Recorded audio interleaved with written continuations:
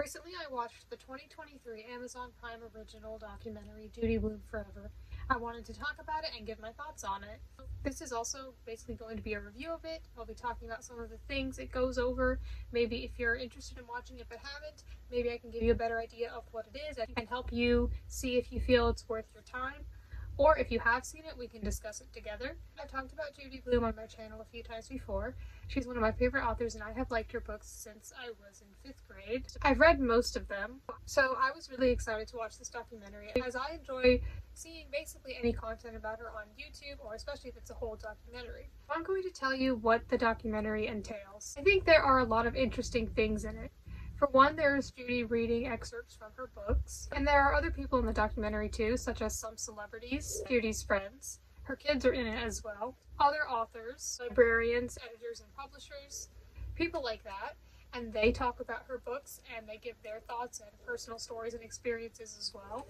It contains footage of old home videos and photos, interviews and TV appearances, a lot of interesting things that I had never seen before, even with the research I have done about her. It goes over the cultural impact of her books, also controversies, challenges, and banning she faced. It talks about her childhood. It talks about shows and reads from letters that fans sent her long ago, like kids that would write to her, and it talks about the connection she had with a lot of fans, and there is even at least one person in the documentary who was someone who sent letters to her as a child back then.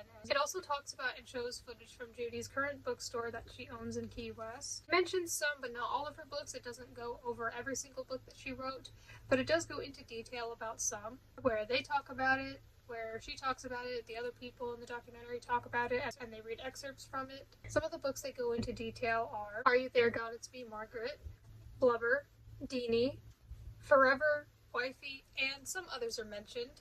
The documentary mostly follows events in chronological order. I loved the art that went along with the stories. I think it was an interesting art style that would have these graphics going on whenever parts of the books were being read, and it went with it. I think that 10-year-old me would have loved this documentary, 14-year-old me would have loved it, and 20-year-old me loves it. I personally really enjoyed it.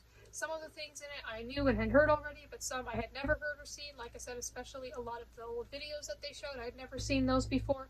It was interesting to get a lot of other people's perspectives as well, especially people who read her books as children. But it does go into her books for adults as well, particularly Wifey.